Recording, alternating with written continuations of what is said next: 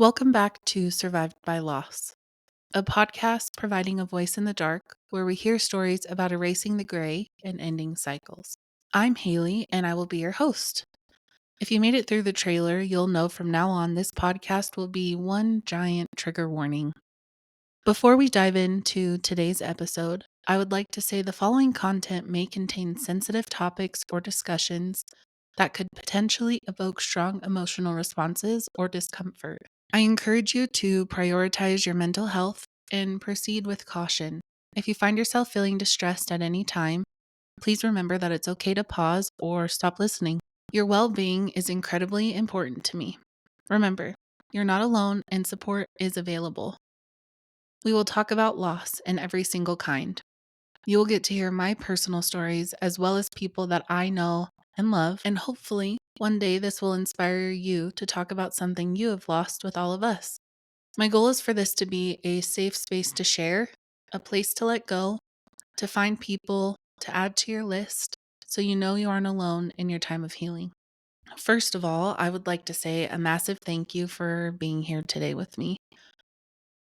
I've become more open with sharing certain aspects of my story over the last couple of years.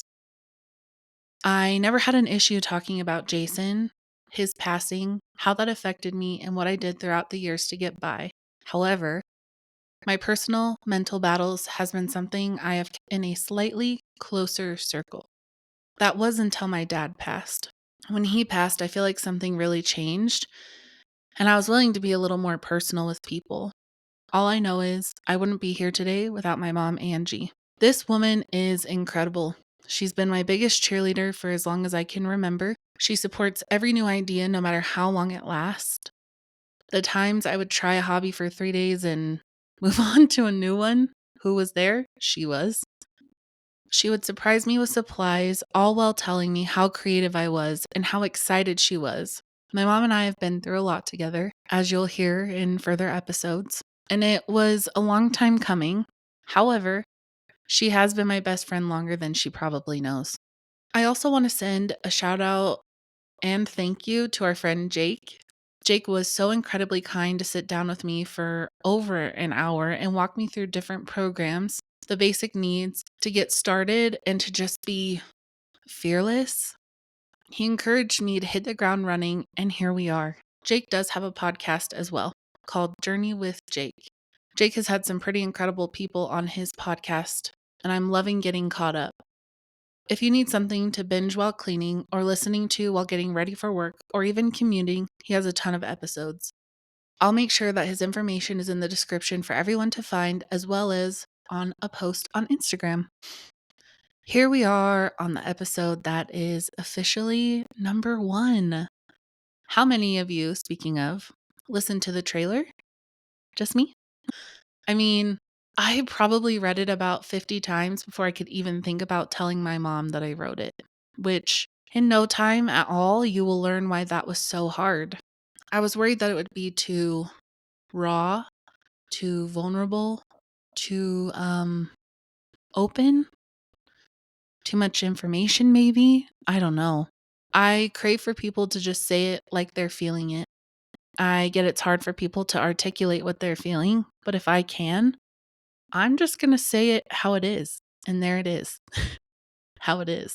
I'm still not too sure what to think, and I'm overwhelmed by the number of people wanting to share their story. Not only that, but willing to just listen, just be.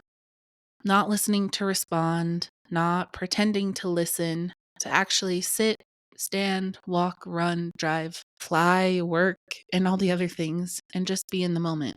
How freaking cool is that? I am in awe every moment and feeling so incredibly thankful to be here today. Not that this is a shocker, but I am not too sure where to start. I have so many things I want to start with, so many things I want to talk about. Usually I write things down so I can make sure I don't have the, oh my gosh, I forgot to say this, or oh my goodness, I should have said this first, then this. But then I go back and listen, still feeling like I forgot things, which is very on brand with me. Really quick, I did just want to kind of explain my goals with the episodes. I don't want to leave you guessing on when things will be coming out. With my current job, Mentally and emotionally, it's pretty heavy at times. With this being said, for at least the rest of March, probably all of April, and possibly part of May, I'm planning on having episodes come out bi weekly. They'll be on a Saturday at 10 a.m. Mountain Time. I really went back and forth on days, times, frequencies. However, with some messages I've received, I feel like this might be the best time. I believe when I get some episodes out with my more than loved guests, they will be about an hour long, if not longer, and will be heavy for different people in different ways. I want to make sure that I have it on a day where most people are not working at a time that might allow you to get up, see the sun, get your morning beverage of choice, maybe pet your dog, snuggle your cat, shower.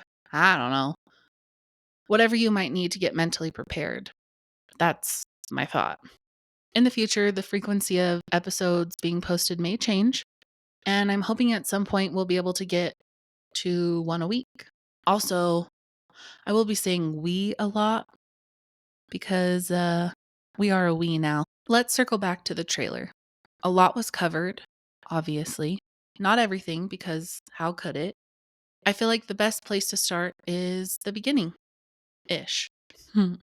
I say beginning ish because I know how I am and I will probably be all over the place.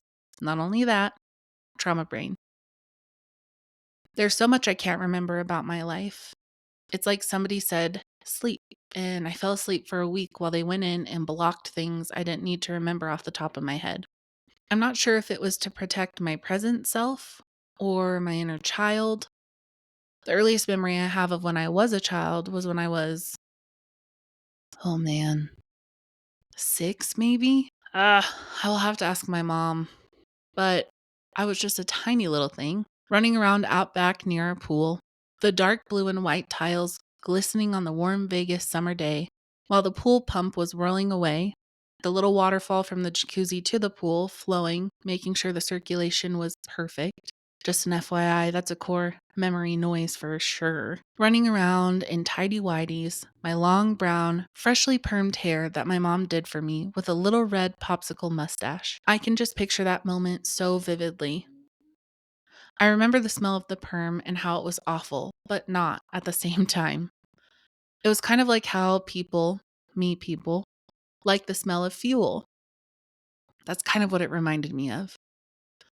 I can literally feel the sun on my skin, how warm and carefree it felt, like nothing else in the whole entire world mattered. If I think back to my inner child, that's the little girl I picture. The little girl with the massive front toothless grin, the loving, fearless one.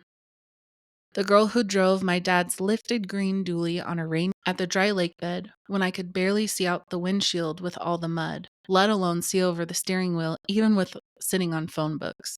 The girl who drove the boat at Lake Mead by herself like a pro.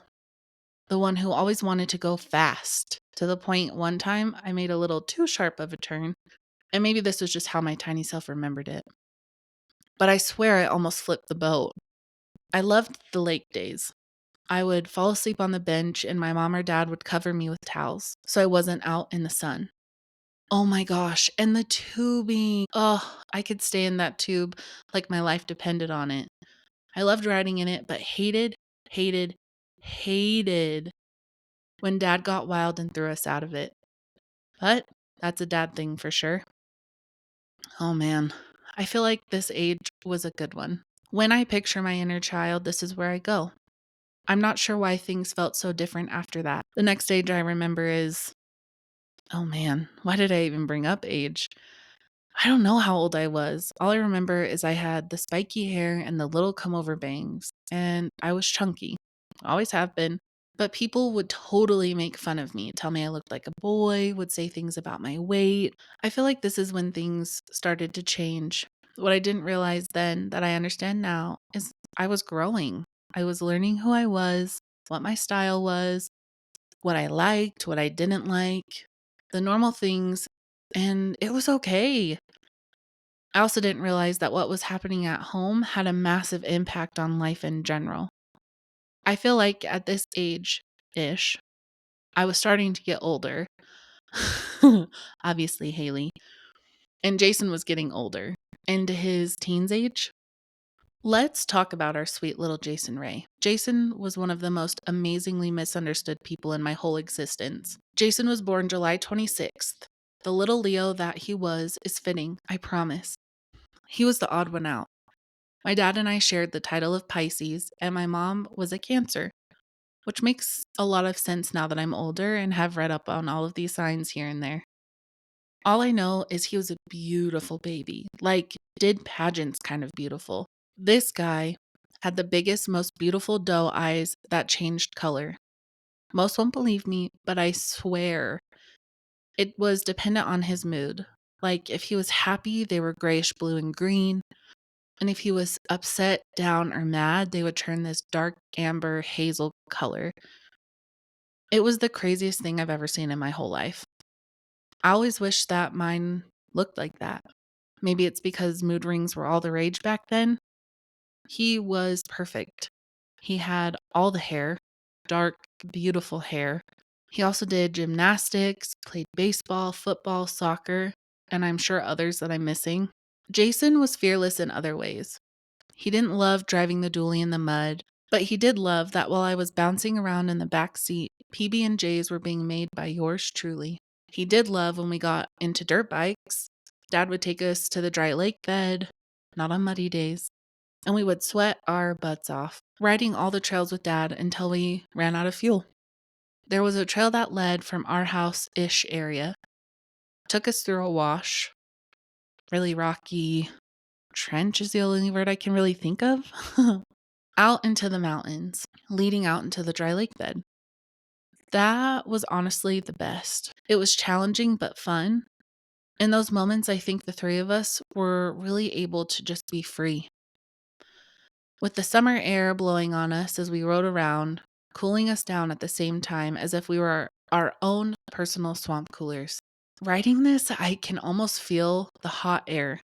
Riding my little blue and white TTR 125, eyes closed on a flat spot, sun in my face. It was easy to just be in those moments. Jason and Dad were a little more daring than I was. But don't get me wrong, I was still keeping up, okay? From my spiky hair days on, I remember Jason being an angry kid. I don't know if it was really he was just mad or if he wasn't sure how to express what he was feeling, or maybe he didn't even feel safe doing so. I just remember he was in trouble a lot because of his attitude. I fully believe looking back now that Jason and Dad totally butt heads. Things weren't the same when we were home, the three of us, I mean. When Mom was home, it was a little different. This time frame, things started taking a turn. However, further details will have to be for a different episode. The sand dunes became our happy place. Holidays with all of our friends at Dumont, going with our dune family to Coral Pink. Literally the most beautiful sand dunes ever in life. Let me tell you. Coral was probably our favorite. There was just so many types of places to ride in the area. There were huge sand dunes that ranged from a salmon color to a bright pink to a burnt orange, dependent on the time of day. They felt like they went on forever. There were the horse trails, and it had more trees, felt a little cooler. You could ride around horse corrals. Didn't have any horses, but it was just neat. Then there was the wash, and that was fun. The side walls felt so tall. We went to whitewash, which was also fun. Lots of beautiful big rock places and sand that could be all knobby tires. Dad even took our two lazy boys out one year and did a fireworks show across the wash. It was just everything, from the sandwiches and barbecue to the cold drinks and Jason drinking 7 vitamin waters in a day and wrecking his stomach. From cold nights where Dad would keep a rotation of coals under our chairs so we were warm around the fire, to Jason's smelliest riding socks. Ugh, the dunes. It's where it all began and ended, I feel like. We would go often for long periods of time. It truly was the absolute best. Let me stay on topic and brag a little more. When I say that I looked up to my brother, that was an understatement. He was who I wanted to be when I was older. Jason meant everything to me. Jason and I were so creepily connected. Not long enough, but I'd say it was like a twin connection, just very in tune. Jay would get up for high school while I was still asleep for junior high, would go to school. I would get up, go to school. We would come home and be wearing the same freaking shirt. And not just like one time every 6 months. I'm talking about like 2 times a week to 500 times in a month. It was wild. I just wanted to be cool like him. He was so kind and charismatic. Everyone and their mom loved him. He would make you laugh until your belly hurt and truly made you feel like you were the only one in the room, unless he had his phone. And that thing was glued to his hand, I swear. He could have his flip phone in his pocket at school and text. You know when you had to push 7 4 times just to get the letter S? It was crazy. I think my dad said one time that he sent like 15,000 texts in a month or something crazy. I can't fact check that, sadly, but I like the way it sounds. Jason and I bonded over our upbringing, the good times and the trying times. We annoyed each other like normal siblings. He told me I was the worst and then would tell his friends how cool I was. He would pretend to not want to be around me, then come hang out in my room with me for hours.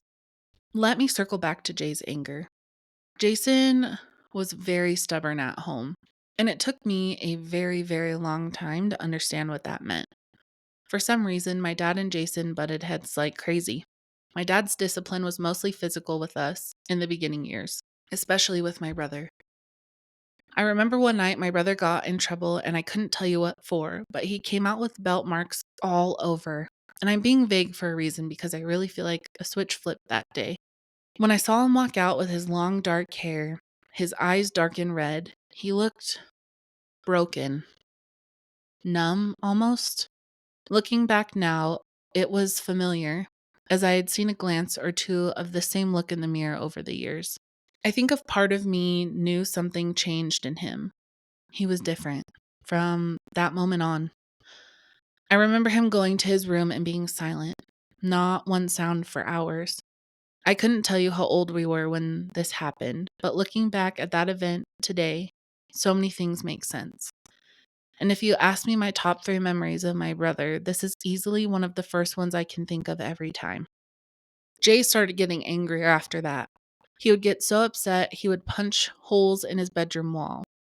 He would yell and cry and scream and just literally explode. That's another thing we had in common. Bottling what we felt until we exploded.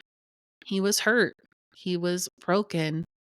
And he needed something he wasn't getting. And sadly, I'll never know what that is. I will say that Jason was an amazing human, despite all of the life-altering events in his short life. And there were many. A lot of who Jason was is the reason I am who I am today. Losing Jason is a big reason I am who I am. Flashing back to the holiday times in 2008. Holidays, man. They are something else in a first responder home. I could write an entire episode just on holidays and what it was like in general, but for now, I'll stick with the topic. We had a family dog. His name was Samson. He was a 120-pound Rhodesian Ridgeback. I don't know if you're familiar with this breed, but they were literally bred to hunt lions in Africa. It's crazy, and they have the most beautiful coat, like dark caramel with the most yellow-brown eyes. It's kind of crazy. He was a giant ham, had the smelliest gas, the funniest personality, all while at the same time being a major asshole. Some of my favorite memories of him were when my couple of girlfriends would come over. All 5 or 6 of us would be in my room, chilling, listening to music, and simultaneously start gagging just to remember the gas machine was in the room. It was awful, and I'm not exaggerating. I could call 10 people right now, and the thought would make them throw up right this second. It was just bad.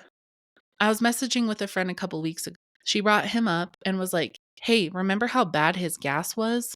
It was it was hilarious and brought back so many memories. Or the time my brother and I were in my safari-themed black and tan room with that song. Oh my gosh, am I going to sing it? I'm not going to sing it. I'm going to say it. I don't want to sing it. But you know the one that's like, I can ride my bike with no handlebars, with no handlebars. Playing. That one. Yep. And no joke, at the same time, my brother and I look at each other and we almost die. It was like the most disturbing smell ever. It was even worse for Jason because he was on the floor with him, which that was your fault, buddy. To this day, I die when I think about this. My heart. Samson was around for a long time.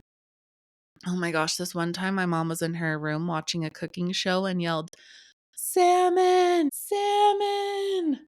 to get his attention. She goes, "Wait, what did I just say?" It was so funny. He was the best and created so many memories for me.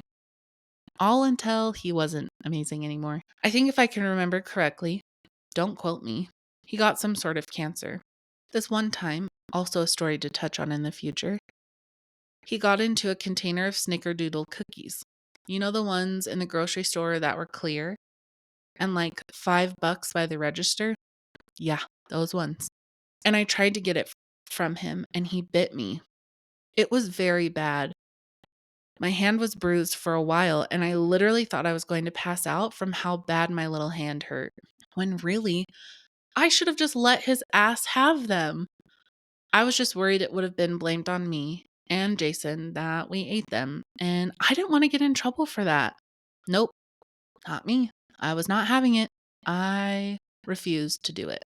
This brings me to Thanksgiving 2008.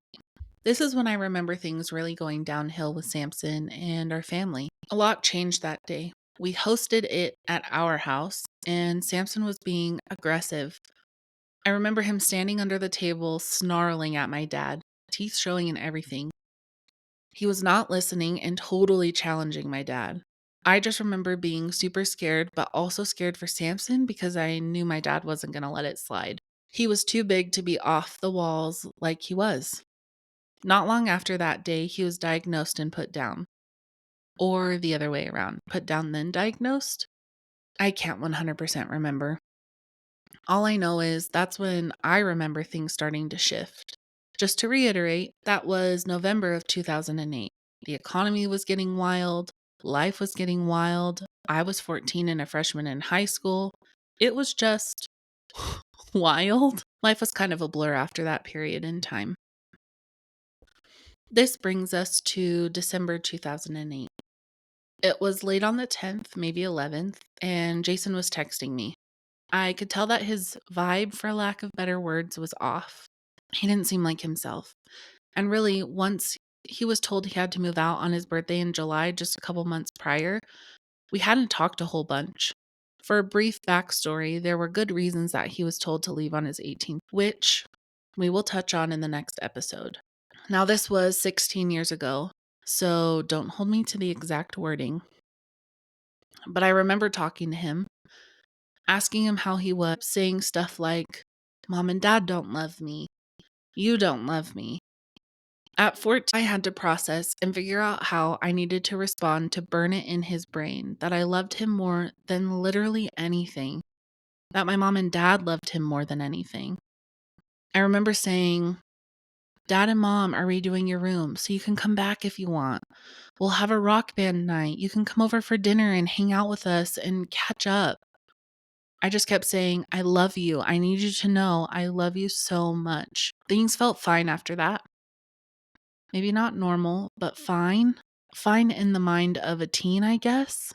A couple days go by and I'm asleep in my room. It's about midnight on the 13th going into the 14th. I want to say it was a Sunday night, but as you know already, I can't be quoted. I just remember being dead asleep. My dad was at work on a 48, and I wake up to the bright hall light on and my mom trying to get my attention. My first instinct is that something happened to my dad. But she asked me if I'd talked to Jay. She said she couldn't get a hold of him, that she had a weird gut feeling that something was wrong. It's a mom thing, I'm sure. So I get up and try to wake up a little bit. And seeing her pace around, making calls, trying to figure out why her gut needed her to be awake and panicked, made me panic. At that time, Jason was living with one of his friend's family while his friend was deployed. Thankfully, that friend had a sister that was my age, and we just happened to be friends. I called her a couple times. By this point, it's like 12:30, 12:45ish. Finally, she answers. She's dead asleep, and I say, "Hey, I am so sorry to call you so late. My mom is panicked and worried something is wrong with Jay.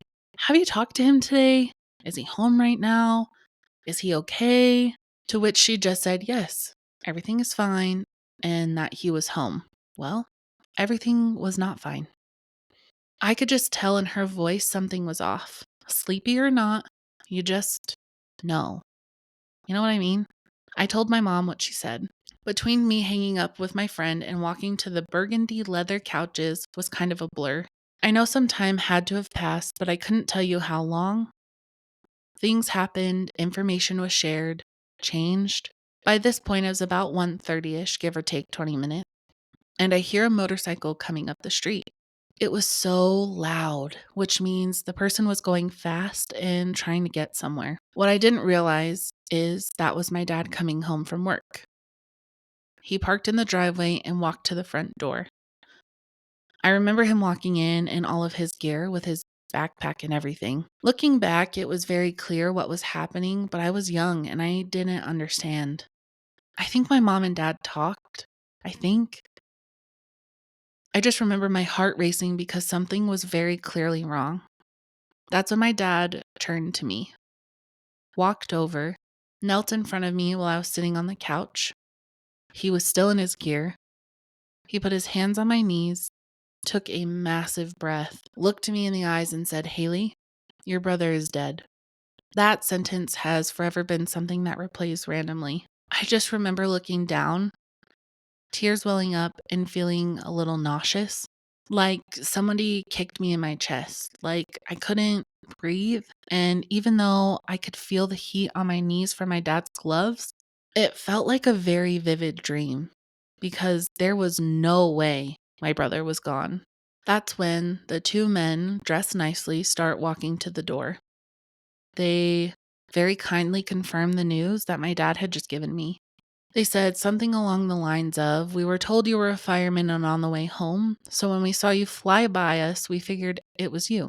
We wanted to give you time before we got here." That's the interesting part of being a first responder.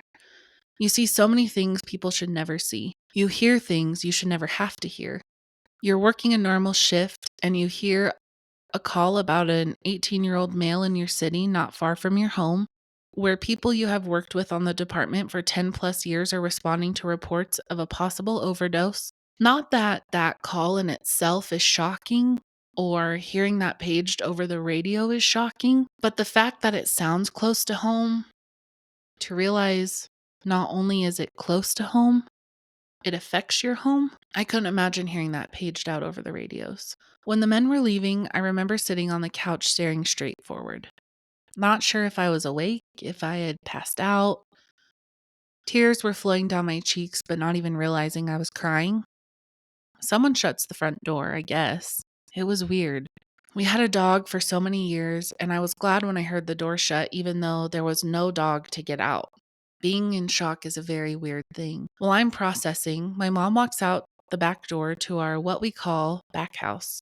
This used to be a covered patio near the pool that was later closed in and turned into a mother-in-law quarters, meaning she was headed to the back bathroom.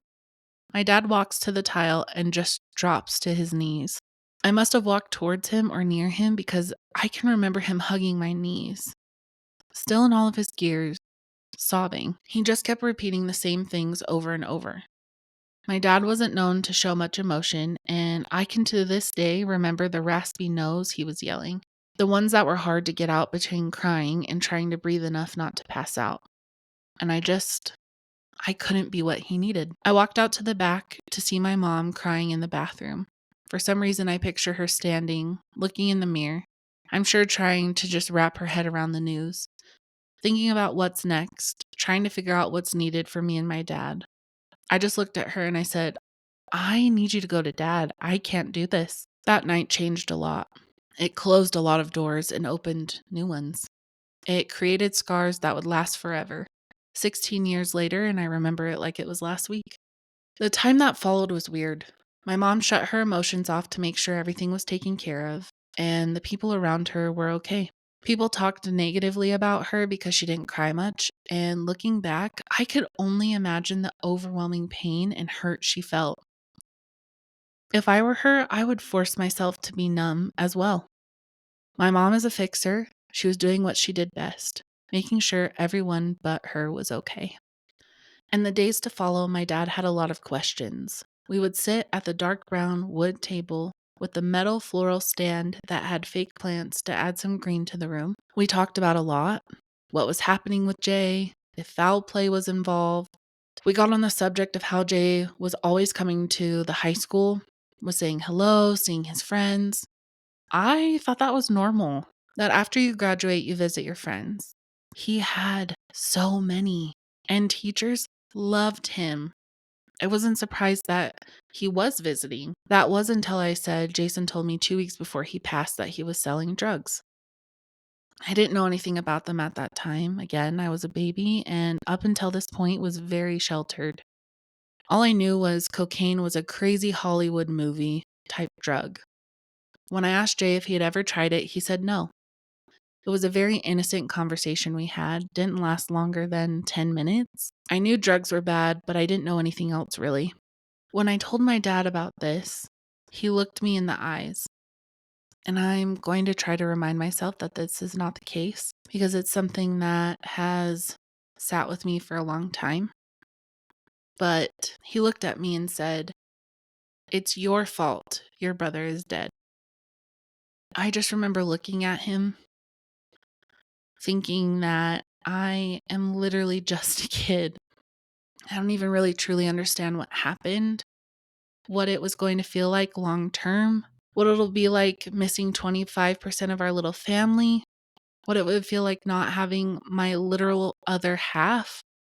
No concept of the paths that I would take, what roads I would go down, what choices would be made, how many times I would replay that blame in my life, how bad it would hurt every single time, how even though I've said it 10,000 times, it stings just as bad as when it was said for the first time. I feel like deep down I knew it wasn't me. I knew I did everything I could to remind Jason that he was loved, that I thought the absolute world of him, that our parents loved him, something I shouldn't have had to do at my age.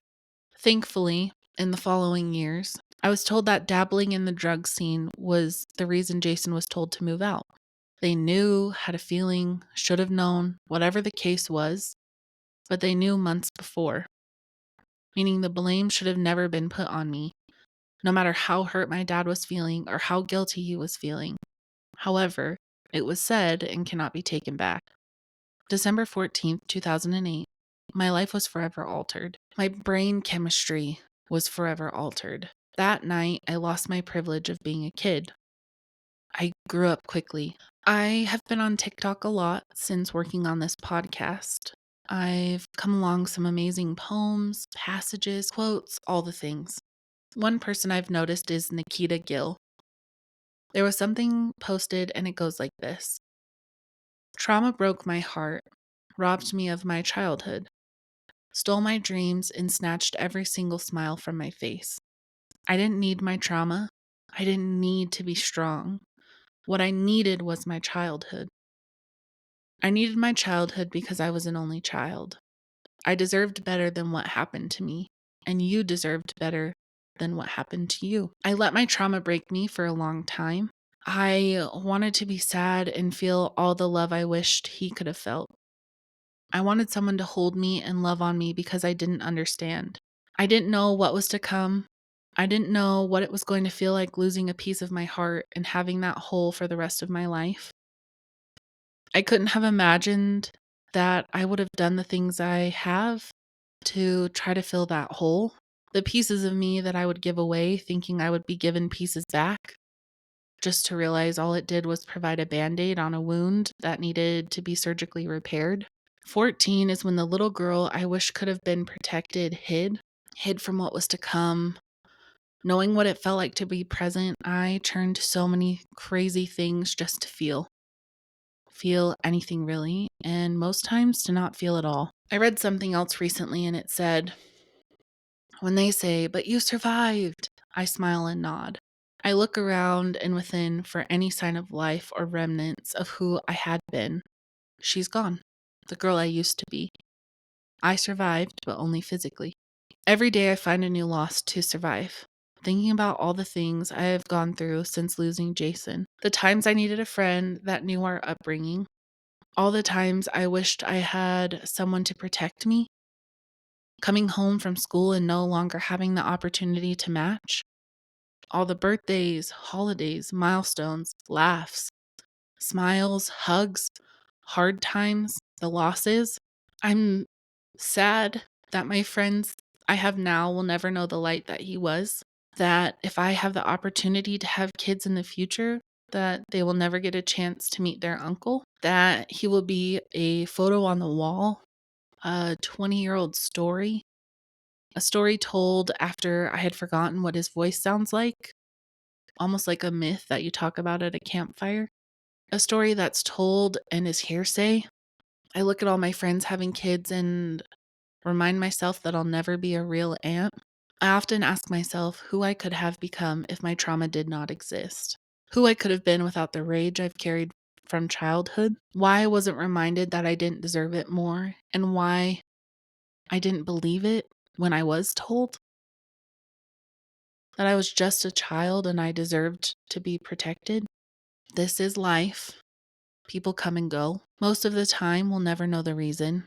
All I know is even though the world lost Jay, even though I lost Jay, even though it took me time to grow and mature, even though it makes me so angry to the core to say it, I am stronger because of it.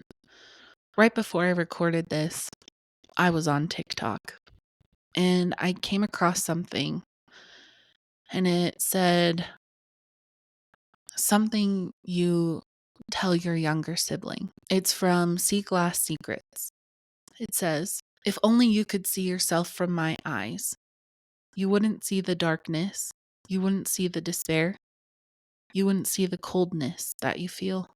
You would see the light, you would see the joy, you would see the warmth that you bring to my life." I really thought that the timing was perfect for this because whenever I talk about Jason, I'm reminded of a lot.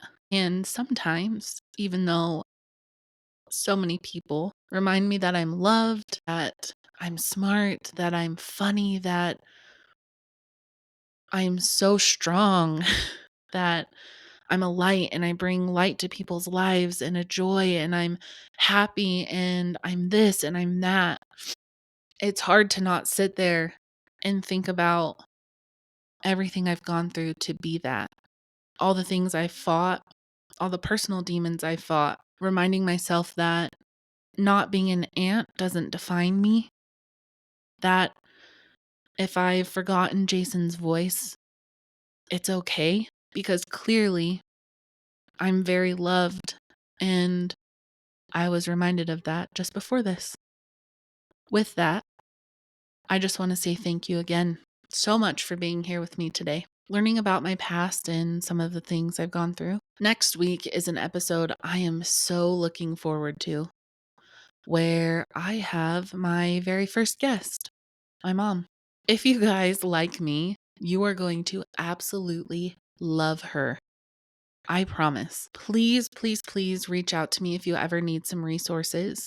If you need to talk, if you have questions, comments, concerns, anything. The best way will be at my Instagram, which is Survived by Loss. That sends me direct notifications, which is really nice. I can't wait to talk to you again soon. You are beautiful. You are loved. You are worthy of love. And without a doubt, you deserve all the good things in the world. And not only that, you deserve to believe that. I can't wait to talk to you soon.